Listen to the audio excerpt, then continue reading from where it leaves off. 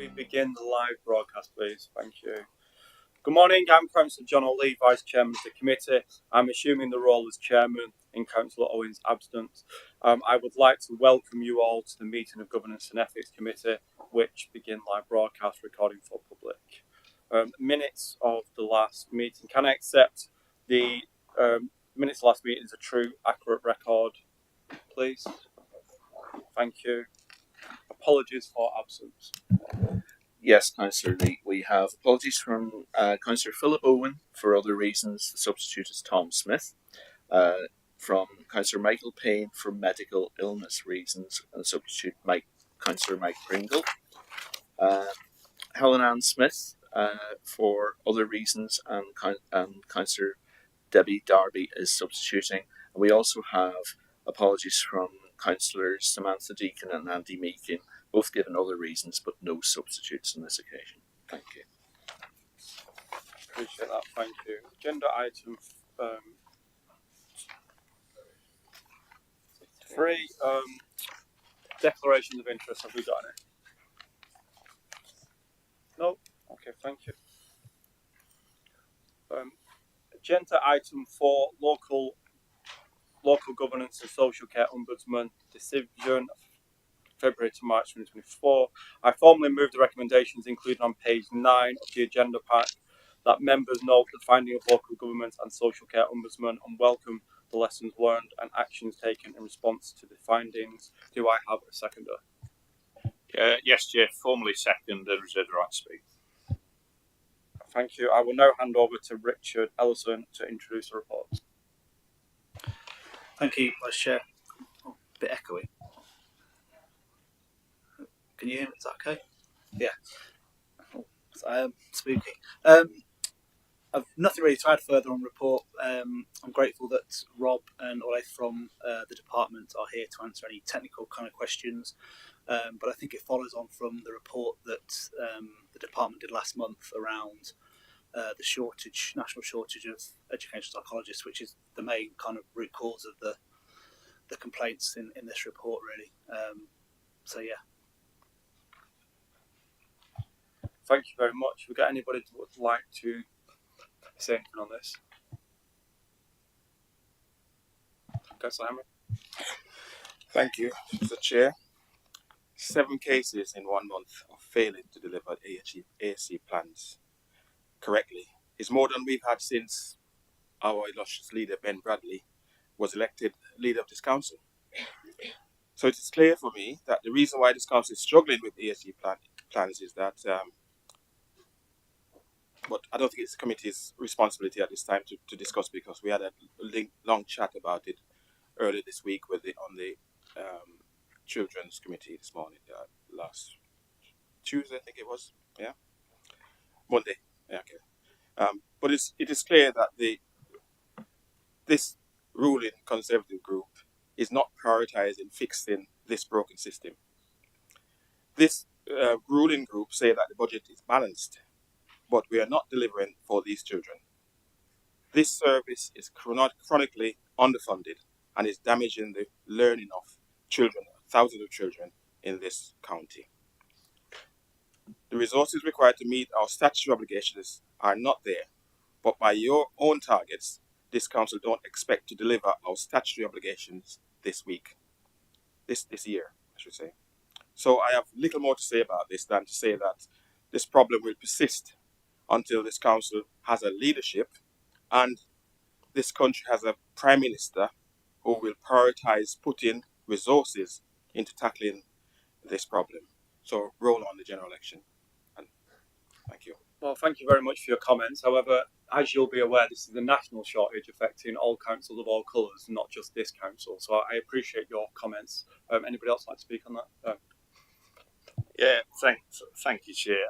I actually thought we were here today to discuss governance and ethics issues of this authority, not to launch personal attacks on the leader simply because he's a candidate in another election. Although, of course, sadly, we are seeing this at the moment across the county. But elections bring about silly season and silly comments. So I'll move on from that. Errol, I am surprised at you and disappointed, because this is not normally the way you operate. I just, if we actually look at the report in detail, this has already been debated at Children and Families Select Committee. It's already been subject of numerous reports. It's already a matter being dealt with by the SEND Improvement Board, in which there is a detailed action plan as to how we are addressing this situation. This is not a situation of this particular administration's making. It's a situation that this authority has been in for some time. And you could argue, yes, we should have moved it forward. We are moving it forward. The failings, and I'll use the word failings because the Ombudsman uses the words failings. The failings are there. We have to address them. They are being addressed. It's not a shortage of funding from this authority. It's a shortage of educational psychologists nationally, across the country. Every authority is going through exactly this same process. Every upper-tier authority with this responsibility is having the exact same debate. And the Integrated Care Board Partnership has themselves identified that it takes up to 6 years to train an educational psychologist to be able to perform the necessary role that is part and parcel of EHCP assessments. If you actually break down the 7 cases in which there have been findings against us, the Ombudsman themselves identify in each and every case that the primary failing is a shortage of educational psychologists rather than necessarily a failing of officers of this authority. And that's simply because there is a national shortage. You cannot just open your briefcase and produce an educational psychologist. We have to identify that within our educational system, within our careers, within our universities, we need to train more of these specialists. We do not wish to fail any family or any young person who requires these assessments, who requires a plan being put in place to ensure that they have the best opportunity and the best start in life. That is what we're working towards. There's a direction of travel here. The percentage of failings that are not met within the 20-week period are now considerably less than they were. Any failing any single case is a failing of that individual family, and we all accept that. But there is a direction of travel. It is getting better. We're working hard to address it. It's not a case of lack of prioritisation or lack of funding by this authority in setting our 2-year balanced budget, which other authorities, of course, around us have signally failed to be able to do so. 6 out of the 7 cases, educational I could quote in each of those cases the references from the Ombudsman, lack of capacity of educational psychologists in 6 out of those 7 cases. The 7th case was an occupational therapist request, and there was an unfortunate disagreement, shall I say, between a parent and the authority as to what level of occupational therapist should be provided. Whether you want a Rolls-Royce model and the authority can only afford a Ford Cortina, sometimes that is sadly the case. That's now been rectified. The Ombudsman's dealt with it. Move on. Thank you, Chairman. Thank you, Councillor Marpower. Can I bring in Councillor Pringle, please? Thank you, Chairman. And I'm not going to talk about leadership or anything, because the people that are impacted by these are those who are in need of the HCP and the families, therefore, that are included. And there was a big debate at CYP this week, and we agree that things are looking at moving forward, but this is not happening quick enough for us. So we're all on the same page. We'd love to see things change at a flip of an eye and improve. But whilst they're not, we have to address and raise the concerns that are being raised to ourselves, because I'm sure every one of us has got somebody in their own division that has contacted them to say, look, this is failing, this is not happening, or I'm being contacted, I'm having to wait 9 months, was my last week's one, for an EHCP plan to come through. So it is something that we have to recognise personally as councillors within our own division. Yes, Councillor Bonfall, we do have to recognise the Ombudsman's references to the shortages of professionals within the industry. But again, this hasn't just happened this week, and this really should have been picked up long before now to reference. Although I think somebody mentioned at CYP that there's been a 150% increase in the EHCP applications over a short space of time, and I would imagine the impact of that is huge. Yeah, it's quite obvious that's going to be the case. And it was also mentioned the fact that we expect EHC plans once again to rise even further than that in the following, I think it was 10 years that we're talking about, if I remember right, in the following 10 years. So we have to be prepared for it. These 7 cases are what's in front of us now. We have failed as a council in sorting these out. We've had to include an ombudsman who really, I think the idea for us is that the ombudsman isn't involved and that we can come to an amicable situation with all of these cases. So it is disappointing. I take on board the ombudsman comments, but I do think it's something that really has to be pushed even greater than what's been recognised early on in the week. Thank you, Chairman. I appreciate them comments. Before we go to the vote, if officers got anything else they'd like to add? No. Okay, we will move to the vote on the recommendations included on page 9 of the agenda pack. Everybody agreed? So, apologies. Just before we do, the papers for noting. Yeah, I can't get my head around why we are voting on a noting paper. We don't vote on a noting paper in a full council, which was agreed. So I'm not sure why we're asking people to vote on a noting paper today. You're absolutely right. We did agree that, didn't we? So if we just note it, yeah. Appreciate Councillor Pringle. Everybody note that, and we're going to move.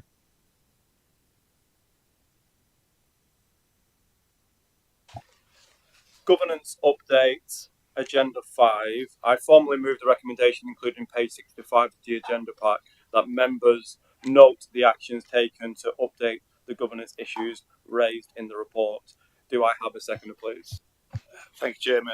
Formally second and reserve the right to speak. Thank you, Councillor Barnfather. I will hand over to Simon Lacey to introduce the report, please. Thank you, Chair. This is our usual 6-monthly update to the progress made with the annual governance statement and actions within it. And this document will then go forward and form part of the next annual governance statement to support the forthcoming set of accounts. I've got nothing further to add to that, other than just to say it's a combination of reports that have been provided by CLT and senior leadership teams to give an update to their progress on actions and issues. Appreciate that. Thank you very much. I'd like to invite the views of members. Any questions, please? Councillor Upton. It's a small point on page 59, climate change, but it nigs me from time to time. I see these sort of words, paragraph 3, a review of the corporate property strategy and a comprehensive set of building design standards are nearing completion. What, this year, next year? I don't know.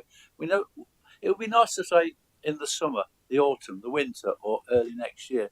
Because these words always crop up, don't they? Soon, as soon as possible, nearing completion. Any idea when? Simon, could you answer that, please?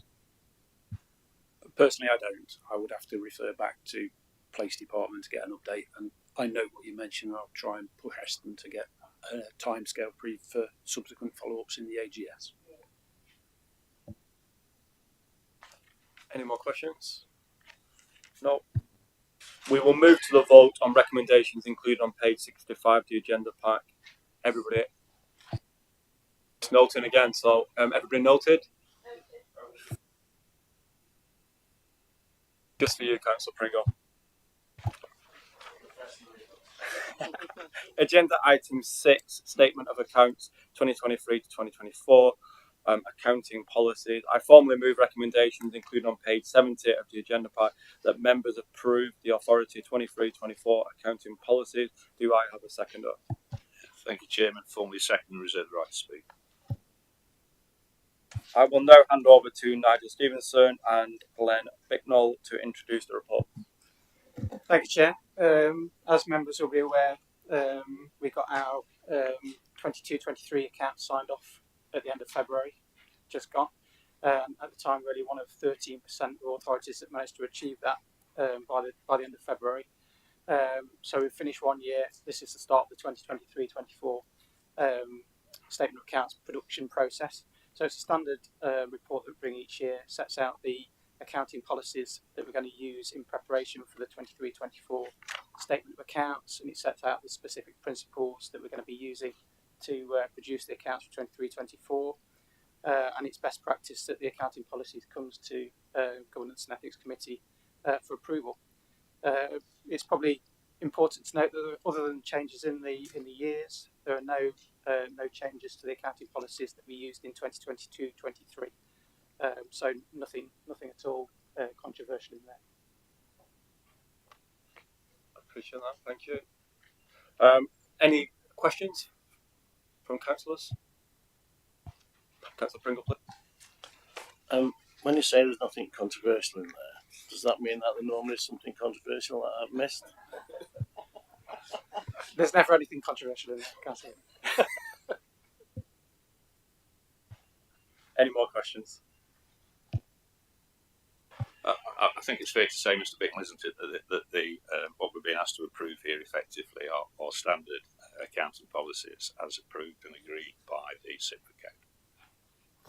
That's absolutely the case, Councillor Bartholomew. Yeah. Appreciate that. Before we go to the vote, do officers have anything else they'd like to add? We will now move to the vote on the recommendations included on page 70, agenda pack. Everybody in agreement? Please raise your hand. That's unanimous. Thank you very much. Agenda item 7, outcomes of the strengthening overview and scrutiny review. I formally move the recommendations included on page 90 of the agenda pack that 1.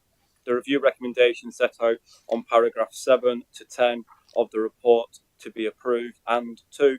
That the overview committee be requested to develop and oversee implementations of action plan in response to review recommendations. Do I have a seconder? Thank you, Chairman. Formally second and reserve the right to speak. I would like to invite Heather Dickinson to introduce the item, please. Thank you, Chair. Morning, members. So this is the report back to this committee regarding the independent scrutiny review that was commissioned. The review was, I say independent, it was from the Centre for Governance and Scrutiny, which is the recognised body of expertise in this area of governance. It was a member-led process as set out in paragraph 4, and the stages of the review are set out in paragraph 5. Just really expanding on the fact that there were many one-to-one conversations with groups of officers and members, as well as individual members, groups, backbenchers, cabinet members, and also the cross-party members working group. The review recommendations are set out in the report between paragraphs 6 and 10. And the recommendations are those that the Chair has just read out. So it's to approve the recommendations from the independent reviewer and then basically to pass the matter over to Overview Committee to develop the action plan. Thanks very much. Thank you very much. Do you have any, we've got a question from Councillor Saddington, then I have Councillor Mike Pringle. Thank you, Chairman. Just looking at page 88, under the part 7, but number 6, it says that the council explores the use of other committee rooms, not the council chamber, for scrutiny meetings. All I'm asking, Chairman, is presumably we mean committee rooms B and C. They have no microphone facilities whatsoever, and it's not always easy to hear down there. And I just wonder why on earth, when we've got facilities here for a microphone and we can all see each other very clearly, why we are moving to a committee room where there is no facility for microphones whatsoever. And I don't think that's a good move, personally. Heather, could you answer that question, please? Thank you, Chair. Thank you, Councillor Saddington. Yeah, I mean, obviously, the independent reviewer must have heard that from a number of places to think that it might be worthy of consideration. But it is, at the moment, just a recommendation. It's for Overview Committee to then take that away, discuss it and determine the best course of action. I think that the driver behind it is perhaps to have a smaller venue where there might be an easier way to chat round the table in a collegiate manner. But I wasn't present at the meetings where the matter was raised, so I can only go by the recommendation. Councillor Pringle. Thank you, Chair.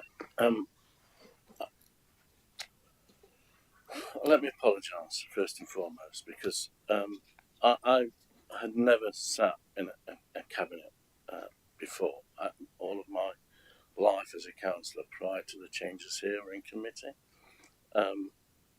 So the scrutiny item, primarily for the cabinet system, was really something new to me, and it was thankful that Errol couldn't make the working party, that I was able to join Councillor Owen, Chris, yourself, Mars, and Heather, and I've learned a ton, an absolute ton, about the process, which is invaluable for me, and I hold my hands up that I don't always get that right even now. I was, to say disappointed is not the right words, but when I read the report, I was looking for Helen's response to refer back to with the way that we put the paper forward. And I'm not doubting anything that's in the paper. I'm questioning as to why we haven't had the detailed report from Helen, because I think that is, we spent hours and in meetings, and Helen spent loads of time talking to us to get all this detail, took copious notes to take away with her.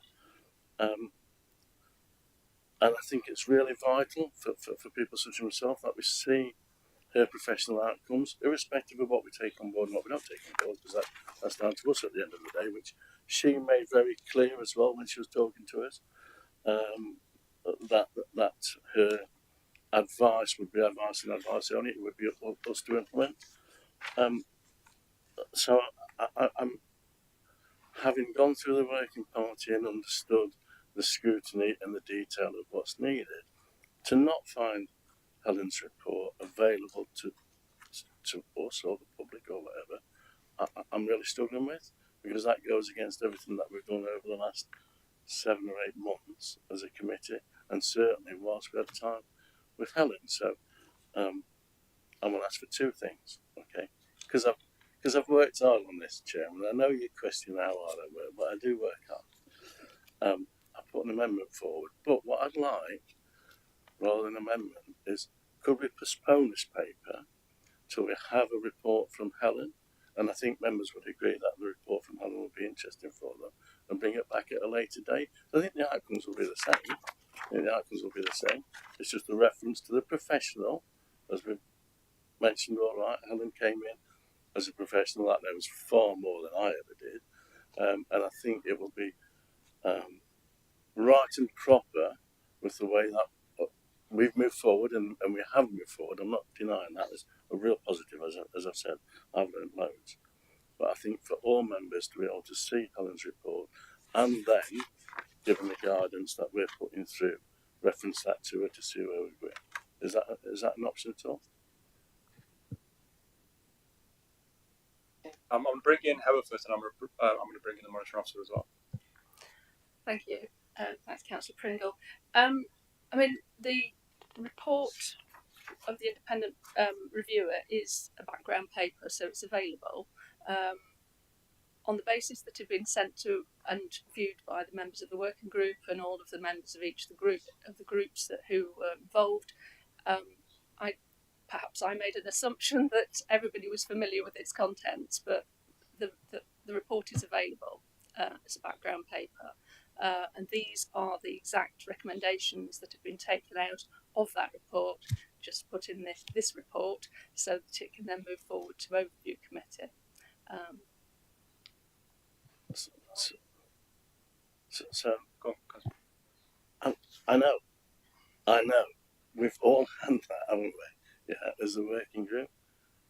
The majority of people or members here are in the working group, so to have had the paper available within this would have been perfect, because there would have been references to exactly what had been done, rather than just producing a paper that looked like it wasn't coming from Helen. I'm trying to work it and strengthen this, not weaken it. I'll bring the monitoring officer. So, my understanding was that Helen wasn't party to any of the discussions, that had at members' requests, had individual discussions with individual groups on their own and fed back her slides, which is what we've used to construct this report. It is available as a background paper. I'm going to suggest a slight tweak on what you've said. I'm happy to circulate the slides round to all of this group and to suggest, because one of the things we did discuss in the working group at quite some length was about the need for pace and to get on with doing something. And I sensed a slight frustration. I'm speaking for members now, but a slight frustration from members' part that they wanted to get on with it. So I'm going to suggest, so we could try and keep moving on this at pace, we circulate the slides round to members of the group, and then we still proceed to governance and to overview and scrutiny committee. If you could, that would suffice. Because I'm comfortable that what's in the report is what's in Helen's slides, but I don't think you're doubting that. Through the chair, please, Mark. No, I'm not. That's exactly what I'm not doubting. That's exactly what I think should happen. But for members generally to see the report from Helen, to bring through, to reference the fact that actually the working group and what's happening here is exactly what Helen said. This is not made up. This has gone through a lot of work, a lot of detail, a lot of hours spent. The cost must be astronomical. So this, moving forward, has to be a detail that I think all members should be able to reference to. So if we can do that sooner rather than later, then I will support it. Appreciate Councillor Pringle. Anybody else with any comments? Councillor Chris Barn. Yes, thank you, Chair. I mean, picking up on Mike's point and obviously the monitoring officer's point, I think this is a governance and ethics. We are a strategic group that overlooks the whole of the council in many ways, a bit like the Ombudsman's reports that we've already discussed. They were dealt with in detail at the Children and Family Select Committee. They've also then come to us for our information. We did get the full detailed reports, but we're not debating them in the same detail as will be dealt with by the specialist groups that are specifically there for that purpose. And I think that it's a little bit the same here with it. I totally understand what you're saying, Mike. I think you and I probably saw more double dating with Helen than most. I think I met her on at least 5 occasions in different capacities of, cabinet, member of the working party, etc., etc.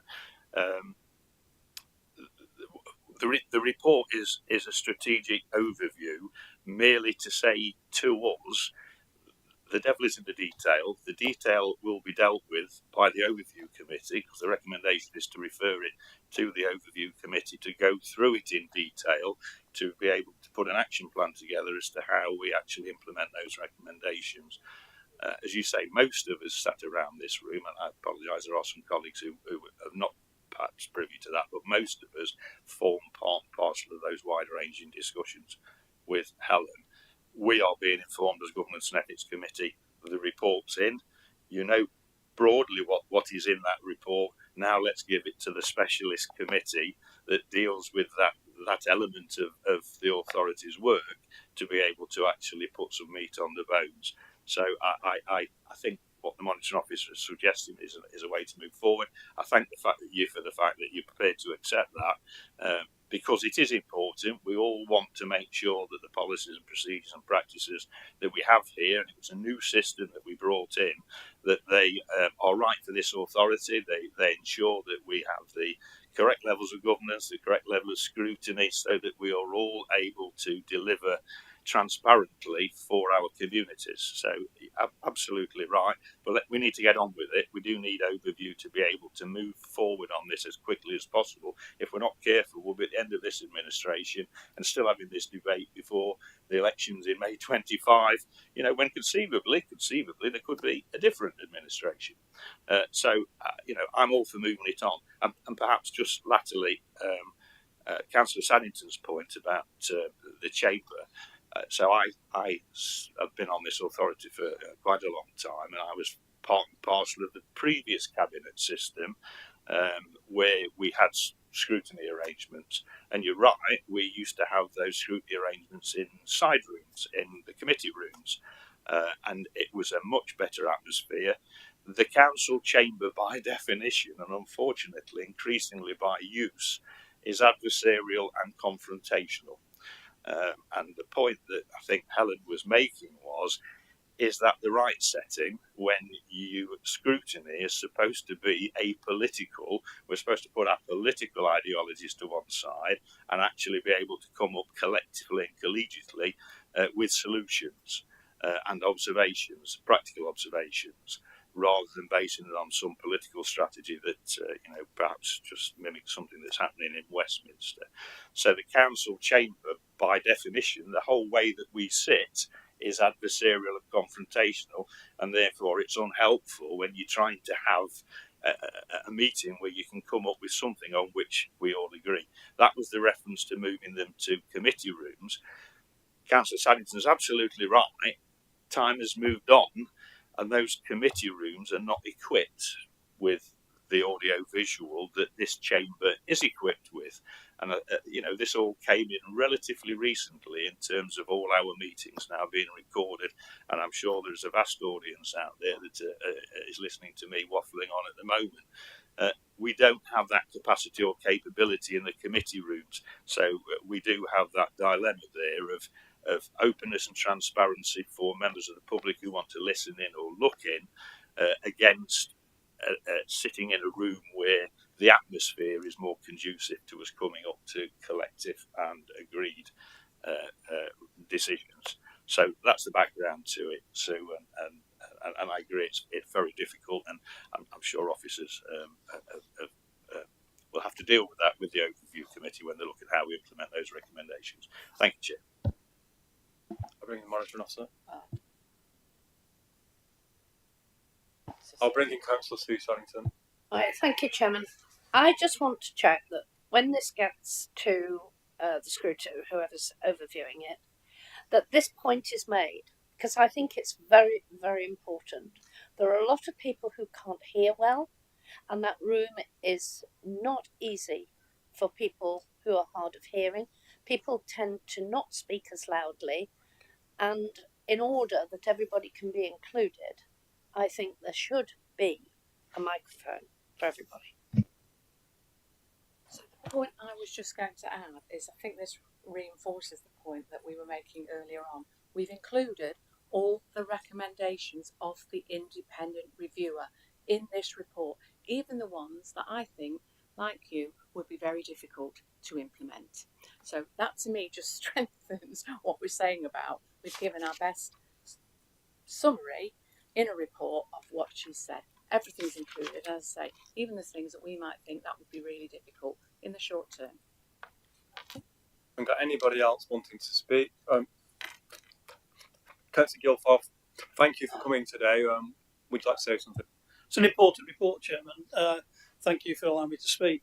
I hear what you're saying when it comes to overview. Obviously, we'll look at that. I've not seen the written report at all. So, if that could be made available, it is mentioned that it's here for people to assess. And I'd not picked that up when I read the report, actually, at the bottom, because it didn't stand out as that. So it would be good if I could have a copy, please. In relation to the slides, I will concur. I make notes myself when we're in meetings about what people were saying, and I've gone through all the recommendations that were mentioned, and they're all contained within the report. I will, concur with that. I've just line for line gone through, and just my little quick note taking is picked most of those points up. But I think there are some nuances that were contained in the report that still perhaps need to be picked up on. From because obviously the slides tell you one picture, but the discussion has a wider impact. So looking at the report, I'm sure that there are other things that we sort of pick up on. But I agree with you. The difficulty that was raised was exactly as Councillor Barnfather outlines, that trying to make scrutiny apolitical, which it should be, and we try to do that. But what was pointed out that in many other councils, members don't sit in political groupings. That's just sit as and where. Therefore, that is a breakdown in that barrier. And people have a tendency when they come into this room to actually sit as we do, left, right, left, whichever way, and not break down those barriers. So that was the reasoning behind the suggestion. What we need to do is make sure the technology that is available is put in those rooms. It's as simple as that, isn't it? Appreciate it. Councillor Santon, through the chair, please. I'm going to bring it to an end. Heather, have you got anything else to say on that, please? I was just going to pick up a point, if I may, Chair, Yeah. a point of clarification. So Helen chose to give her feedback in the format of, from the Centre for Public Governance, chose to give her feedback in the format of slides and individual discussions and dialogue with people. We don't have a written report. We've got the slides. But more than happy to circulate those as we discussed earlier. Just on a point of, Yeah, go on. the rapid review report, is that? Just slides? I think everybody's had a say. I've had the officers coming at the end. I'm now going to put it to the vote. We now move to the vote on the recommendations included on page 90 of the agenda pack. With it being circulated. Everybody in favour? That is unanimous. Thank you very much. We now move to the work programme. Are there any amendments to the work programme? Any amendments? No. Everybody agree to that then? Yeah, as is. Thank you. I will now formally close the meeting. I'd just like to thank everybody. This is the first time I've ever chaired a meeting, so thank you everybody for being kind to me. I'm sure Councillor, the chairman, will be back and take over, and I can move to the right. But thank you everybody, and I close the meeting. Thanks, and thank you to officers.